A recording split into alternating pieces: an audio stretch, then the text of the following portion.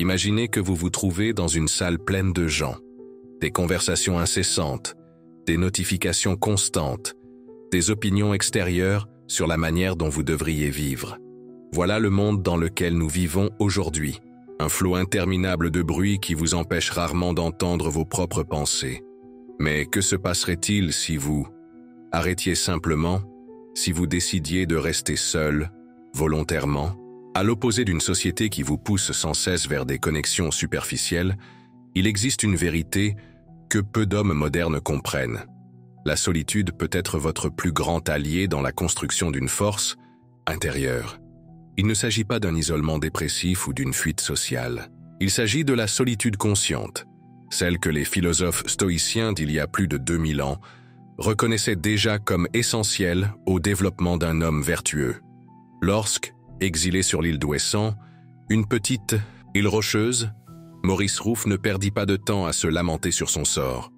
Au lieu de cela, il transforma cet exil forcé en une opportunité de fortifier son esprit et son âme. Des années plus tard, ses enseignements inspireraient Épictète, qui à son tour influencerait l'empereur Marc Aurèle. 3 hommes qui, à différents moments de leur vie, ont embrassé la solitude et en sont ressortis plus forts, plus centrés, plus puissants. La question que je vous invite à explorer est la suivante. Que savaient ces anciens stoïciens sur le fait d'être seul que vous n'avez pas encore découvert? Dans le tumulte de la vie contemporaine, rares sont ceux qui parviennent à distinguer le fait d'être seul du sentiment de solitude.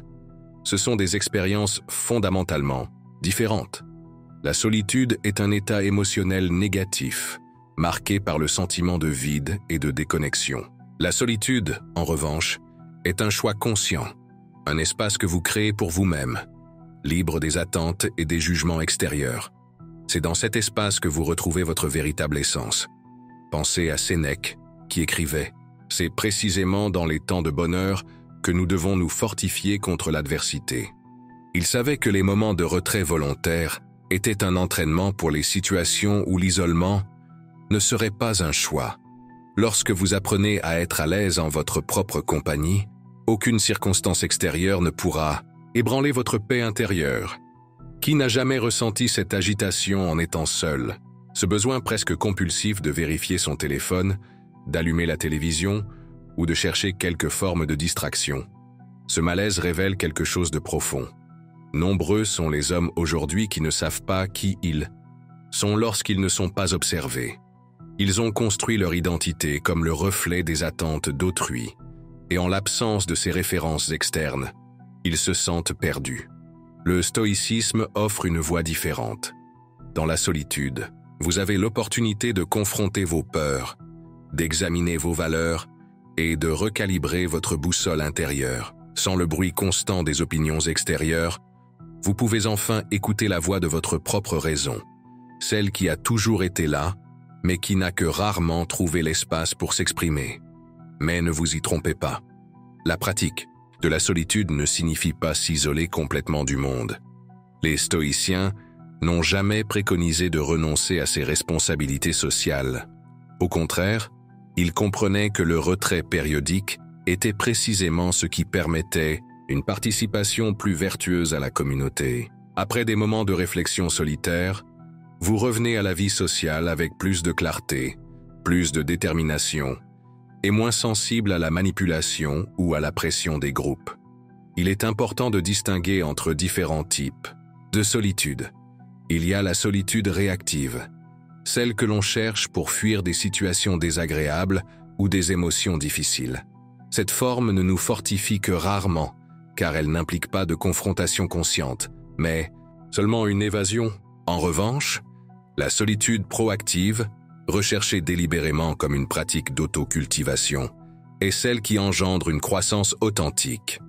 Les stoïciens préconisaient cette seconde forme, la considérant comme un exercice spirituel essentiel au développement de la sagesse. Beaucoup confondent la pratique stoïcienne de la solitude avec le concept moderne de temps pour soi. Bien qu'il existe des recoupements, la différence fondamentale réside dans l'intention. Le temps pour soi, contemporain, vise souvent le plaisir, la détente ou l'indulgence. La solitude stoïcienne, quant à elle, ne craint pas l'inconfort. Elle le recherche souvent délibérément, reconnaissant que c'est dans l'affrontement avec soi-même que naît la croissance. Lorsque vous passez du temps seul, vous développez une compétence cruciale, celle de distinguer ce qui dépend de vous et ce qui ne dépend pas de vous. Épictète insistait sur le fait que certaines choses dépendent de nous, d'autres non. Dans la solitude, cette distinction devient limpide. Vous commencez à réaliser combien de vos préoccupations quotidiennes tournent autour de choses complètement hors de votre contrôle. Et surtout, vous apprenez à diriger votre énergie vers ce qui compte vraiment. Combien de décisions avez-vous déjà prises en vous souciant de ce que les autres penseraient? Combien de fois avez-vous suivi un chemin, non pas parce que vous le désiriez, mais parce qu'on attendait cela de vous? En l'absence d'audience, ces pressions perdent de leur emprise. C'est alors que vous pouvez prendre des décisions véritablement alignées avec vos valeurs profondes. Pensez aux grands moments de transition dans votre vie. Probablement, les décisions les plus importantes que vous avez prises ne se sont pas déroulées au milieu d'une foule, mais dans des instants de silence et de réflexion. C'est dans la solitude que votre pensée se clarifie, que les distractions se dissipent et que vous parvenez à voir au-delà de l'immédiat. Voilà une forme de force que peu cultivent aujourd'hui. Dans la modernité, nous sommes bombardés par l'idée que rester connecté 24 heures sur 24 est non seulement normal, mais nécessaire. Nous avons bâti une société où le silence engendre de l'anxiété et où le temps passé seul est considéré comme un problème à résoudre. Mais si vous étudiez les grands hommes de l'histoire, vous remarquerez un schéma. Tous valorisaient profondément leurs moments de solitude. Ce n'est pas un hasard si de nombreuses figures influentes, de tous horizons, ont intégré la pratique du retrait dans leur quotidien. Tout comme un athlète a besoin de temps pour récupérer après un effort physique, votre esprit nécessite des périodes de solitude pour assimiler les expériences, consolider les apprentissages et réorganiser vos pensées. Ce n'est pas un temps improductif, c'est le terreau le plus fertile pour votre croissance personnelle. Imaginez-vous comme une forteresse. Chaque moment de réflexion solitaire est comme un renforcement de vos remparts, tandis que d'autres bâtissent des châteaux de sable, dépendant de l'approbation constante. Vous édifiez quelque chose qui résiste aux tempêtes de la vie. Les stoïciens le savaient. Ils savaient qu'un homme qui puise sa force dans sa propre compagnie ne sera jamais vaincu par un isolement forcé, par le rejet ou par l'échec. La véritable force ne vient pas de ne jamais tomber, mais de se relever à chaque chute. Et cette résilience se forge dans ces instants où vous êtes seul avec vous-même, affrontant vos faiblesses sans excuse. Lorsque l'adversité surviendra, et elle viendra, assurément, ce ne sera pas la validation externe qui vous soutiendra, mais cette force intérieure cultivée dans la solitude. Pensez à la manière dont nous réagissons aux difficultés aujourd'hui. Au moindre signe de malaise émotionnel, la tendance est de chercher des distractions, d'éviter d'affronter nos propres ombres. Mais cette fuite constante nous affaiblit. Le stoïcisme enseigne le contraire. C'est précisément dans l'affrontement de ces ombres que réside notre plus grande opportunité de croissance. Être seul vous force à développer une autonomie émotionnelle. Vous apprenez à être la source de votre propre réconfort, à apaiser vos propres tempêtes. C'est une liberté que peu connaissent, celle de ne pas dépendre de la présence ou de l'approbation des autres pour se sentir entier. De plus, la solitude laisse place à l'épanouissement de la créativité. Sans le bruit incessant des opinions extérieures, votre esprit peut explorer de nouvelles connexions, des idées originales. Elle vous permet de penser en dehors des conventions, de remettre en question l'établi. Ce sont dans ces moments de contemplation solitaire que naissent les grandes visions.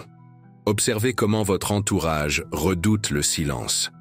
Voyez comment certains fuient leur propre compagnie, cherchant constamment une quelconque distraction.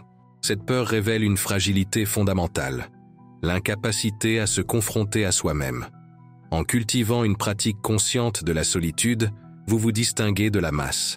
Vous devenez un homme capable de trouver stabilité en lui-même, tandis que d'autres se laissent emporter par les circonstances extérieures. Le philosophe Blaise Pascal écrivait que « Tous les problèmes de l'humanité viennent de l'incapacité de l'homme à s'asseoir seul dans une pièce. » Bien qu'il ne fût pas stoïcien, son observation capture parfaitement la sagesse stoïcienne sur l'importance de la solitude. En évitant systématiquement d'être seul avec vous-même, vous empêchez également votre propre maturité. Peut-être pensez-vous ne pas avoir le temps pour des moments de solitude. Votre agenda est chargé, vos responsabilités innombrables. Mais c'est précisément cette condition qui rend la solitude d'autant plus nécessaire. Comme l'avertissait Sénèque, être occupé ne signifie pas forcément faire quelque chose d'important. Bien souvent, c'est dans la pause, dans le retrait, que nous parvenons à discerner l'essentiel du superflu. La pratique de la solitude ne requiert pas de conditions particulières. Il n'est pas nécessaire de se retirer dans un monastère ou de vivre comme un ermite. De petits moments quotidiens, dédiés à une réflexion silencieuse, produisent déjà des effets profonds. Une promenade en solitaire sans smartphone, une demi-heure de lecture concentrée, ou simplement s'asseoir en silence pour observer ses propres pensées. Ce sont des pratiques accessibles à tous. Les stoïciens avaient développé des exercices spécifiques pour ces instants. La premeditatio malorum, par exemple, est une technique consistant à visualiser à l'avance d'éventuelles adversités, afin de s'y préparer mentalement. Cet exercice, pratiqué dans la solitude, renforce votre capacité à faire face aux défis réels lorsqu'ils surviennent. Un autre exercice puissant est l'examen quotidien de conscience. À la fin de chaque journée, prenez le temps de réfléchir à vos actions. Qu'avez-vous bien fait? Où avez-vous failli? Comment pourriez-vous vous améliorer demain? Ce type d'auto-évaluation honnête, libérée de la peur du jugement extérieur, permet une amélioration constante et durable. Souvenez-vous que votre valeur ne réside. Imaginez que vous vous trouvez dans une salle pleine de gens, des conversations incessantes, des notifications constantes, des opinions extérieures sur la manière dont vous devriez vivre. Voilà le monde dans lequel nous vivons aujourd'hui. Un flot interminable de bruit qui vous empêche rarement d'entendre vos propres pensées. Mais que se passerait-il si vous arrêtiez simplement, si vous décidiez de rester seul, volontairement? À l'opposé d'une société qui vous pousse sans cesse vers des connexions superficielles, il existe une vérité que peu d'hommes modernes comprennent. La solitude peut être votre plus grand allié dans la construction d'une force intérieure. Il ne s'agit pas d'un isolement dépressif ou d'une fuite sociale. Il s'agit de la solitude consciente, celle que les philosophes stoïciens d'il y a plus de 2000 ans reconnaissaient déjà comme essentielle au développement d'un homme vertueux. Lorsque, exilé sur l'île d'Ouessant, une petite île rocheuse, Maurice Rouff ne perdit pas de temps à se lamenter sur son sort. Au lieu de cela, il transforma cet exil forcé en une opportunité de fortifier son esprit et son âme. Des années plus tard, ses enseignements inspireraient Épictète, qui à son tour influencerait l'empereur Marc Aurèle. 3 hommes qui, à différents moments de leur vie, ont embrassé la solitude et en sont ressortis plus forts, plus centrés, plus puissants. La question que je vous invite à explorer est la suivante. Que savaient ces anciens stoïciens sur le fait d'être seul que vous n'avez pas encore découvert? Dans le tumulte de la vie contemporaine, rares sont ceux qui parviennent à distinguer le fait d'être seul du sentiment de solitude. Ce sont des expériences fondamentalement différentes. La solitude est un état émotionnel négatif, marqué par le sentiment de vide et de déconnexion. La solitude, en revanche, est un choix conscient, un espace que vous créez pour vous-même, libre des attentes et des jugements extérieurs. C'est dans cet espace que vous retrouvez votre véritable essence. Pensez à Sénèque, qui écrivait « C'est précisément dans les temps de bonheur que nous devons nous fortifier contre l'adversité ». Il savait que les moments de retrait volontaire étaient un entraînement pour les situations où l'isolement ne serait pas un choix. Lorsque vous apprenez à être à l'aise en votre propre compagnie, aucune circonstance extérieure ne pourra ébranler votre paix intérieure. Qui n'a jamais ressenti cette agitation en étant seul, ce besoin presque compulsif de vérifier son téléphone, d'allumer la télévision ou de chercher quelque forme de distraction? Ce malaise révèle quelque chose de profond. Nombreux sont les hommes aujourd'hui qui ne savent pas qui ils sont lorsqu'ils ne sont pas observés. Ils ont construit leur identité comme le reflet des attentes d'autrui, et en l'absence de ces références externes, ils se sentent perdus. Le stoïcisme offre une voie différente.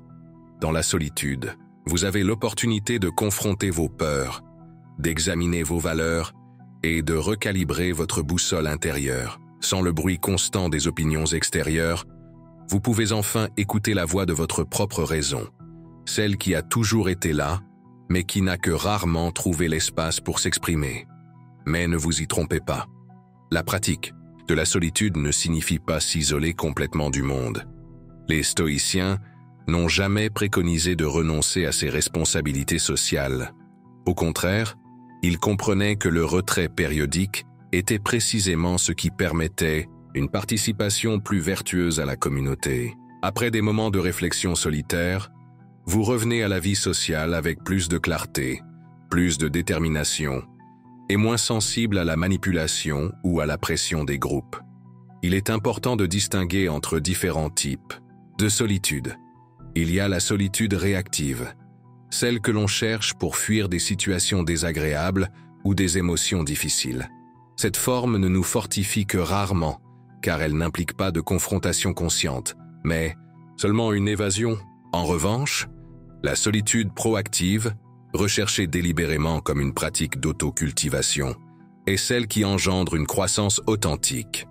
Les stoïciens préconisaient cette seconde forme, la considérant comme un exercice spirituel essentiel au développement de la sagesse. Beaucoup confondent la pratique stoïcienne de la solitude avec le concept moderne de temps pour soi.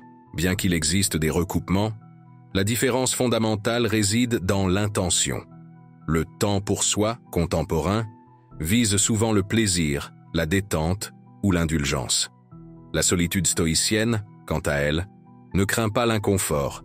Elle le recherche souvent délibérément, reconnaissant que c'est dans l'affrontement avec soi-même que naît la croissance. Lorsque vous passez du temps seul, vous développez une compétence cruciale, celle de distinguer ce qui dépend de vous et ce qui ne dépend pas de vous. Épictète insistait sur le fait que certaines choses dépendent de nous, d'autres non. Dans la solitude, cette distinction devient limpide.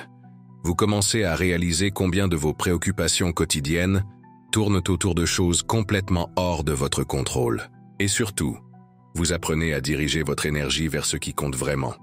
Combien de décisions avez-vous déjà prises en vous souciant de ce que les autres penseraient? Combien de fois avez-vous suivi un chemin, non pas parce que vous le désiriez, mais parce qu'on attendait cela de vous? En l'absence d'audience, ces pressions perdent de leur emprise. C'est alors que vous pouvez prendre des décisions véritablement alignées avec vos valeurs profondes. Pensez aux grands moments de transition dans votre vie. Probablement, les décisions les plus importantes que vous avez prises ne se sont pas déroulées au milieu d'une foule, mais dans des instants de silence et de réflexion. C'est dans la solitude que votre pensée se clarifie, que les distractions se dissipent et que vous parvenez à voir au-delà de l'immédiat. Voilà une forme de force que peu cultivent aujourd'hui. Dans la modernité, nous sommes bombardés par l'idée que rester connecté 24 heures sur 24 est non seulement normal, mais nécessaire. Nous avons bâti une société où le silence engendre de l'anxiété et où le temps passé seul est considéré comme un problème à résoudre. Mais si vous étudiez les grands hommes de l'histoire, vous remarquerez un schéma. Tous valorisaient profondément leurs moments de solitude. Ce n'est pas un hasard si de nombreuses figures influentes, de tous horizons, ont intégré la pratique du retrait dans leur quotidien. Tout comme un athlète a besoin de temps pour récupérer après un effort physique, votre esprit nécessite des périodes de solitude pour assimiler les expériences, consolider les apprentissages et réorganiser vos pensées. Ce n'est pas un temps improductif, c'est le terreau le plus fertile pour votre croissance personnelle. Imaginez-vous comme une forteresse. Chaque moment de réflexion solitaire est comme un renforcement de vos remparts, tandis que d'autres bâtissent des châteaux de sable. Dépendant de l'approbation constante, vous édifiez quelque chose qui résiste aux tempêtes de la vie. Les stoïciens le savaient. Ils savaient qu'un homme qui puise sa force dans sa propre compagnie ne sera jamais vaincu par un isolement forcé, par le rejet ou par l'échec. La véritable force ne vient pas de ne jamais tomber, mais de se relever à chaque chute. Et cette résilience se forge dans ces instants où vous êtes seul avec vous-même, affrontant vos faiblesses sans excuse. Lorsque l'adversité surviendra, et elle viendra, assurément, Ce ne sera pas la validation externe qui vous soutiendra, mais cette force intérieure cultivée dans la solitude. Pensez à la manière dont nous réagissons aux difficultés aujourd'hui. Au moindre signe de malaise émotionnel, la tendance est de chercher des distractions, d'éviter d'affronter nos propres ombres. Mais cette fuite constante nous affaiblit. Le stoïcisme enseigne le contraire. C'est précisément dans l'affrontement de ces ombres que réside notre plus grande opportunité de croissance. Être seul vous force à développer une autonomie émotionnelle. Vous apprenez à être la source de votre propre réconfort, à apaiser vos propres tempêtes. C'est une liberté que peu connaissent, celle de ne pas dépendre de la présence ou de l'approbation des autres pour se sentir entier. De plus, la solitude laisse place à l'épanouissement de la créativité. Sans le bruit incessant des opinions extérieures, votre esprit peut explorer de nouvelles connexions, des idées originales. Elle vous permet de penser en dehors des conventions, de remettre en question l'établi. Ce sont dans ces moments de contemplation solitaire que naissent les grandes visions. Observez comment votre entourage redoute le silence. Voyez comment certains fuient leur propre compagnie, cherchant constamment une quelconque distraction. Cette peur révèle une fragilité fondamentale, l'incapacité à se confronter à soi-même. En cultivant une pratique consciente de la solitude, vous vous distinguez de la masse. Vous devenez un homme capable de trouver stabilité en lui-même, tandis que d'autres se laissent emporter par les circonstances extérieures. Le philosophe Blaise Pascal écrivait que « Tous les problèmes de l'humanité viennent de l'incapacité de l'homme à s'asseoir seul dans une pièce. » Bien qu'il ne fût pas stoïcien, son observation capture parfaitement la sagesse stoïcienne sur l'importance de la solitude. En évitant systématiquement d'être seul avec vous-même, vous empêchez également votre propre maturité. Peut-être pensez-vous ne pas avoir le temps pour des moments de solitude. Votre agenda est chargé, vos responsabilités innombrables. Mais c'est précisément cette condition qui rend la solitude d'autant plus nécessaire. Comme l'avertissait Sénèque, être occupé ne signifie pas forcément faire quelque chose d'important. Bien souvent, c'est dans la pause, dans le retrait, que nous parvenons à discerner l'essentiel du superflu. La pratique de la solitude ne requiert pas de conditions particulières. Il n'est pas nécessaire de se retirer dans un monastère ou de vivre comme un ermite. De petits moments quotidiens, dédiés à une réflexion silencieuse, produisent déjà des effets profonds. Une promenade en solitaire sans smartphone, une demi-heure de lecture concentrée, ou simplement s'asseoir en silence pour observer ses propres pensées. Ce sont des pratiques accessibles à tous. Les stoïciens avaient développé des exercices spécifiques pour ces instants.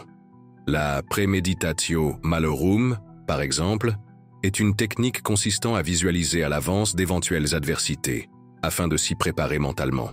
Cet exercice, pratiqué dans la solitude, renforce votre capacité à faire face aux défis réels lorsqu'ils surviennent. Un autre exercice puissant est l'examen quotidien de conscience. À la fin de chaque journée, prenez le temps de réfléchir à vos actions. Qu'avez-vous bien fait? Où avez-vous failli? Comment pourriez-vous vous améliorer demain? Ce type d'auto-évaluation honnête, libérée de la peur du jugement extérieur, permet une amélioration constante et durable.